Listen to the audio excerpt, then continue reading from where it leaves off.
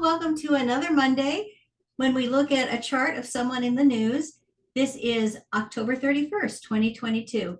And the person who I have been most interested in this past week is Nancy Pelosi. She, her husband experienced a horrific attack when a home invader came into their home, apparently wanting to harm her. She at the time was in Washington, D.C., but her husband did sustain some injuries and apparently is going to be fine following some surgery. So I was just wondering, what is going on in Nancy Pelosi's chart? She is on the inner wheel here. She was born on March 26, 1940. And then the outer wheel is the aspects at the time of the attack in San Francisco. If we look first at Nancy Pelosi's chart, what just jumps out at you is this packed 10th house, which does a lot to explain her staying power as a politician, because all of these planets are in Taurus, which kind of digs themselves in and does not give up. Her midheaven ruler, Venus, in its own sign, very strong right here with the midheaven, explains, her ability not just to hold on to power, but to rise to the very top. Notice though, Uranus is right here with that Venus. So that tells me that she would be someone who can kind of ride the wave, will have lots of reversals and changes in her political career, but is able to kind of almost feed off of that and roll with the challenge that the ups and downs would bring in her political life. And what is happening in her chart, we notice she is having a Uranus return. It's not quite exact yet. It came up to 18 degrees. Her Uranus is at 19 degrees and went retrograde. It will be coming back in May of 2023 and reach that exact degree, and then again in January of 2024. So Uranus return, like a Saturn return, kind of brings back the promise of that energy in your chart. What is Uranus doing in her chart? And you see for her, it's bringing in a lot of public reversals, a lot of challenges that she needs to meet in her public life. Some sort of revolutionary energy, things that she's trying to change, to bring about. And so all of this is really strong and really lit up over the next couple of years. And you could also experience, just, unpredictable, unsettling things in your public life, which certainly was the case with this attack. And we notice also, what is this Uranus doing but squaring Saturn?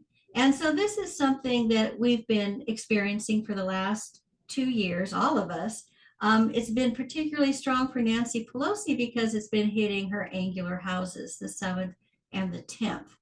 And also with having so many planets in Taurus that Uranus has been affecting, kind of makes that square more prominent to her. In October, the month the attack occurred, Uranus and Saturn were as close as they're going to be in square before they separate.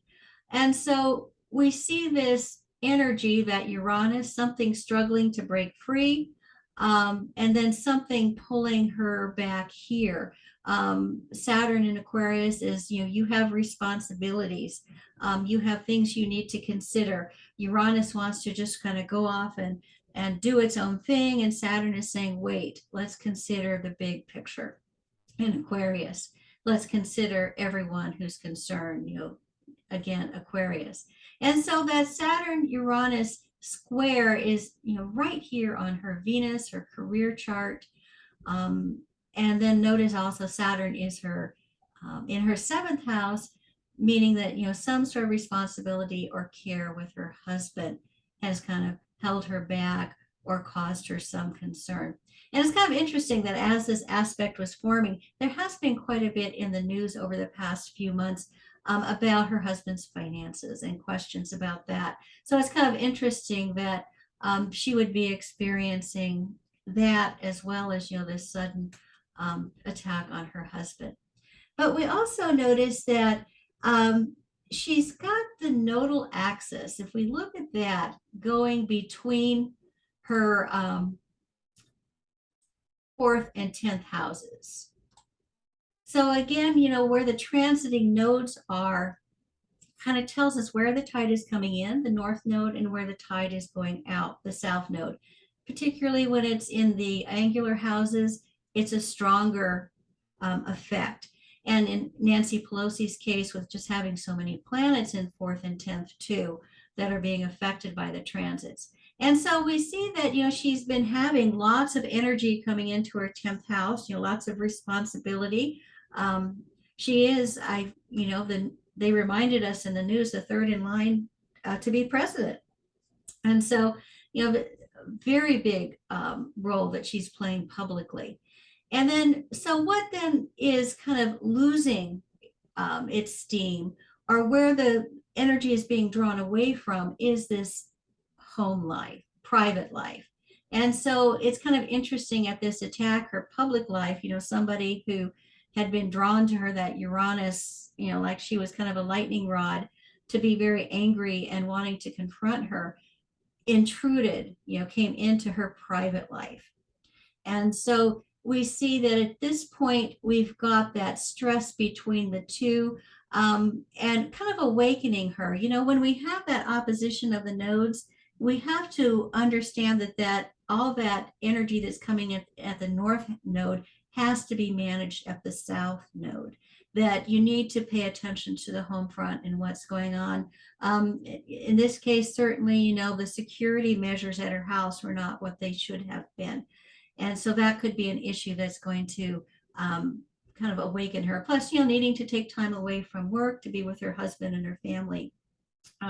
Also, a big pull back towards the south node. And this is emphasized at this point because, interestingly, the attack occurred between eclipses, which just kind of lights up those areas of our chart even more. And so on October 25th, we had a new moon here at 2 degrees of Scorpio, and that was a new moon eclipse. And so something was being emphasized here, some sort of loss, south node eclipse. And just 3 days later, her husband was attacked. So, her sense of security, I think, would be something that was lost after this. And then if we notice, she's got on November 8th, interestingly enough, the day of the midterm elections, we're going to have a full moon eclipse up here in Taurus, just 3 degrees away from her Uranus and Venus. And so something is culminating here in her 10th house. And so I would imagine that, she's looking very carefully at her public role and her private responsibilities at this point. It's above my pay grade really to predict an election, but because this is the day of the midterm, she's having a lunar eclipse in her 10th house on Uranus. I wouldn't be surprised if her role as Speaker in the House is no more. But we'll just have to wait and see for that one. But finally, let's look at her Pluto, because this is interesting. She's got Pluto at 0 degrees of Leo. And, I'll be the first to admit this, since I am Pluto in Leo myself. We don't want to leave the stage, we want to cling to life, and still be young and relatable, until our dying breath. And so that Nancy Pelosi is still at 82, pushing 83, very much in the public arena, is indicative of, the Pluto and Leo generation. And it's very strong in her chart because it's in her first house. It's also, notice, square her Saturn in her 10th house. She does not want to let go of power. That Saturn in the 10th house loves to be in charge, loves to be the executive, the person who's responsible for everything. But I think transiting Pluto probably has other ideas. Right now, it's going direct. It's going to go up to 0 degrees, I think 1 degree of Aquarius even, in 2023 before it turns around.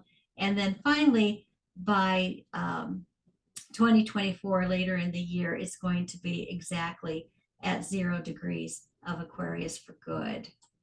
And so I think that we will see at that point a significant transition for Nancy Pelosi. I would imagine retirement of some sort is in the works for her.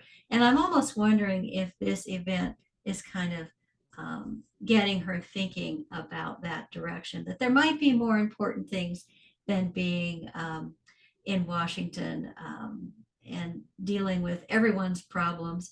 Maybe it would be nice just to kind of settle into her marriage, into her life, find some things maybe closer to home.